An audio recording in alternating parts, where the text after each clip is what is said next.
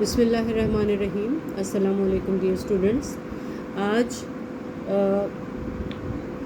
First year chemistry का practical number 2 experiment number 2 titration का सीखेंगे, जिसका ऑब्जेक्ट कुछ इस तरह से है कि given semi normal sodium hydroxide solution, यानी कि सेमी नॉर्मल सोडियम हाइड्रोक्साइड का सॉल्यूशन गिवन है। Find out normality and amount of sulphuric acid in grams पर 900 सेंटीमीटर क्यूब। सबसे पहले हमें ये पता होना चाहिए कि सेमी का मतलब होता है हाफ, आधा।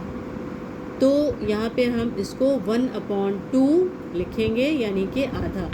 1/2 इक्वल होता है 0.5 के। तो यहाँ पे हम इसको 0.5 नॉर्मल भी लिख सकते हैं।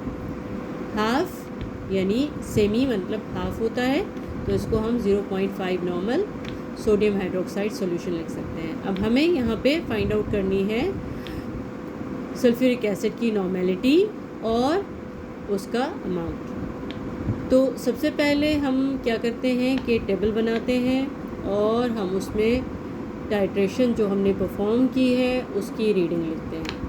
तो यहाँ पे सबसे पहले हम इसकी रीडिंग्स लिख लेते हैं। टेबल बनाने से पहले आप इसमें सॉल्यूशंस देखिए कि हमारे पास सोडियम हाइड्रोक्साइड है और दूसरा सल्फ्यूरिक एसिड है। तो सोडियम हाइड्रोक्साइड स्ट्रॉन्ग बेस है और सल्फ्यूरिक एसिड स्ट्रॉन्ग एसिड है।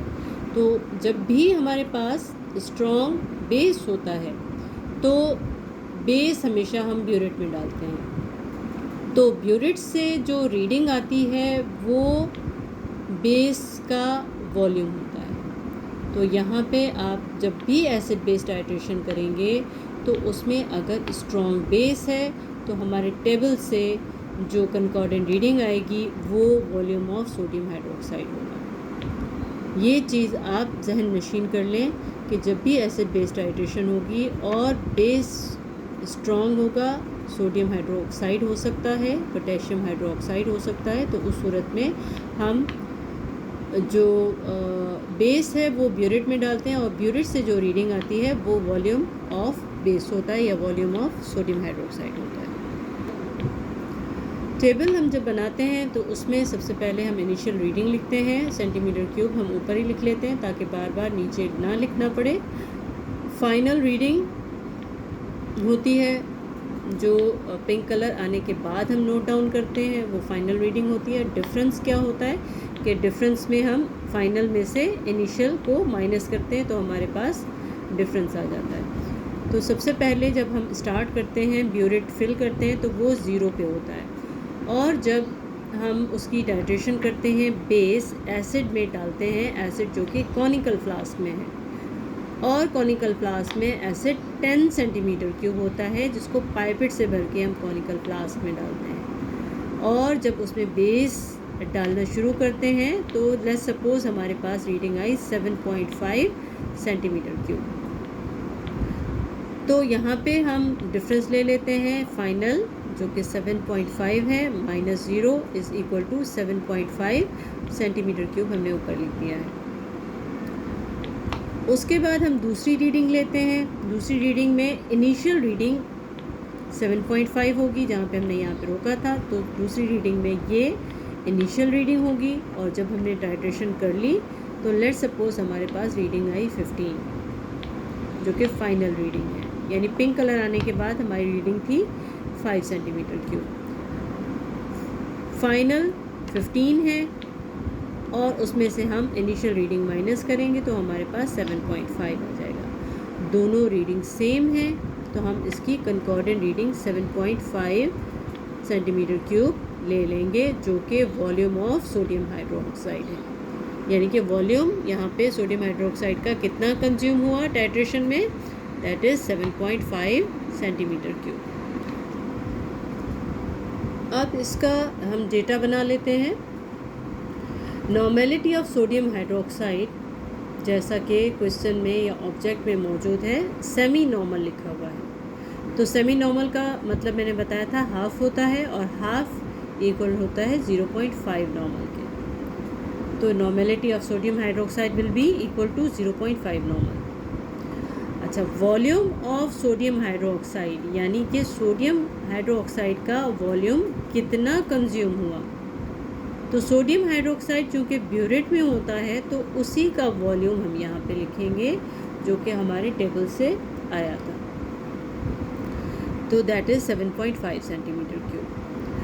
Normality of sulphuric acid is unknown, that is mentioned in the question, in the object, that is we have to find out, and volume, sorry यहाँ पे मैंने गलत लिख दिया है, यहाँ पे volume of sodium hydroxide, volume of sulphuric acid जो कि हम कॉनिकल फ्लास्क में लेते हैं और वो 10 सेंटीमीटर क्यूब होता है।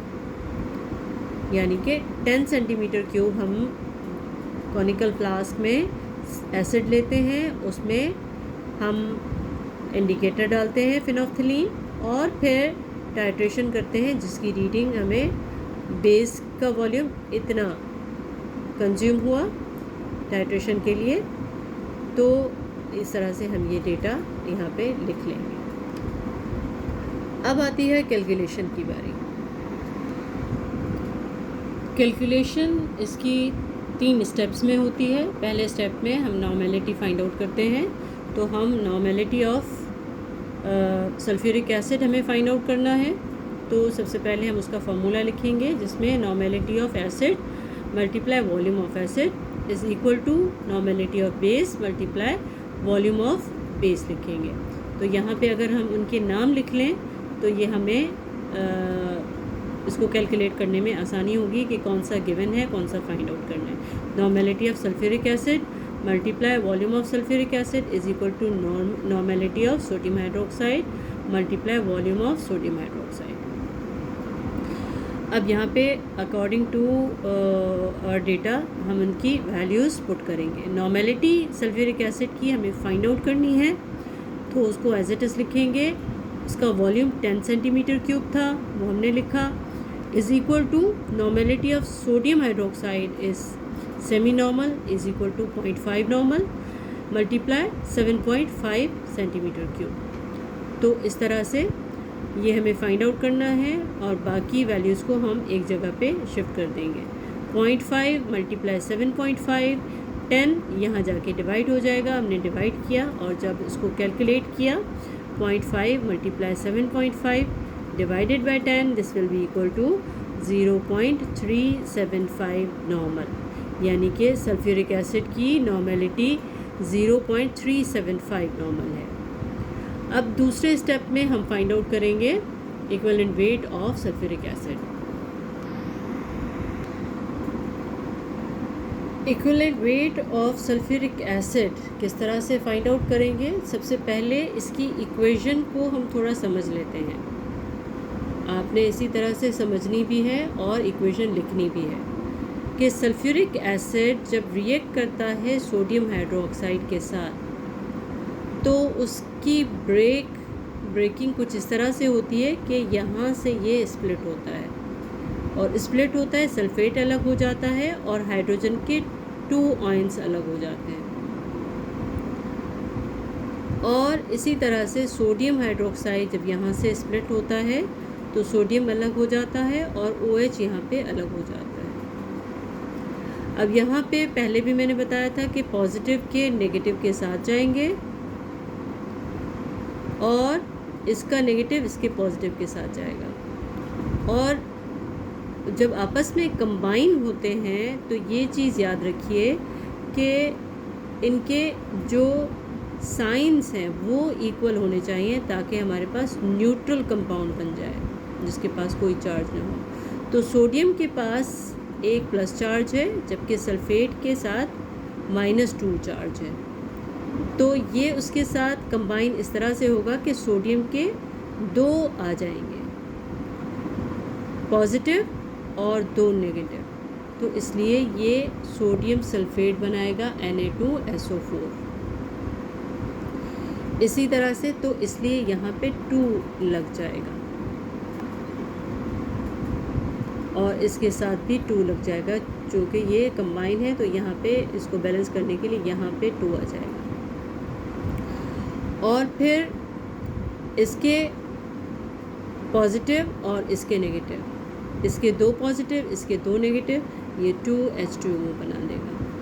ये हमारी इक्वेशन बन गई, यानी कि सल्फ्यूरिक एसिड जब सोडियम हाइड्रोक्साइड के साथ रिएक्ट करेगा तो सोडियम सल्फेट बनाएगा और 2 वाटर मॉलिक्यूल बनाएगा। ये इक्वेशन समझाने की वजह ये थी कि आपको number of hydrogen removed from acid पता चल जाए, यानी कि इस एसिड में से कितने हाइड्रोजन रिमूव हो रहे हैं, 2 रिमूव हो रहे हैं।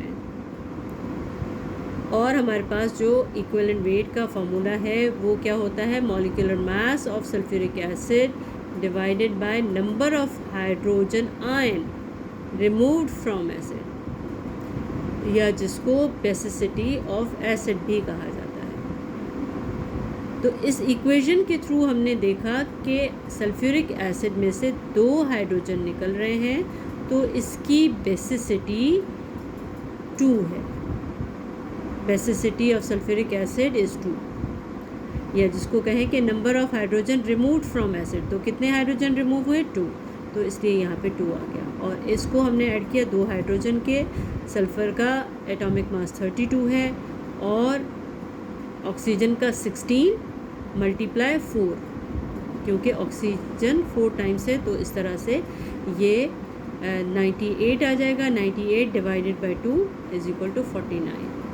तो इक्विवेलेंट वेट सल्फ्यूरिक एसिड का हमारे पास डिटेक्ट हुआ 49। अब हम फाइंड आउट करेंगे amount of sulphuric acid.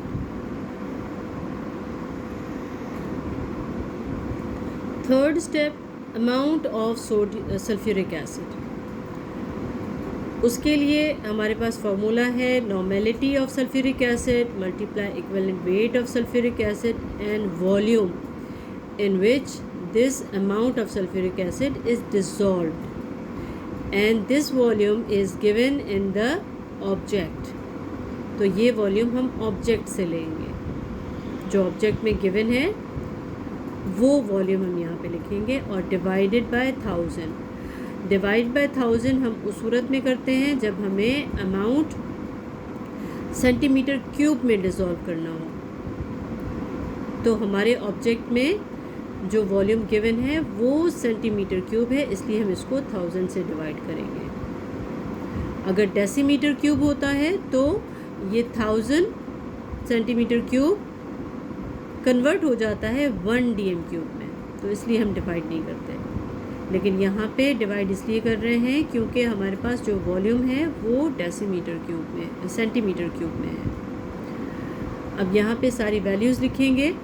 Normality of sulphuric acid was found to be 0.375, जो हमने ऊपर नॉर्मेलिटी फाइंड आउट की है वो लिखेंगे। इक्विवेलेंट वेट जो कि 49 आया, और वॉल्यूम जो कि ऑब्जेक्ट में गिवन है 900 सेंटीमीटर क्यूब लिखा और डिवाइड कर दिया 1000 से।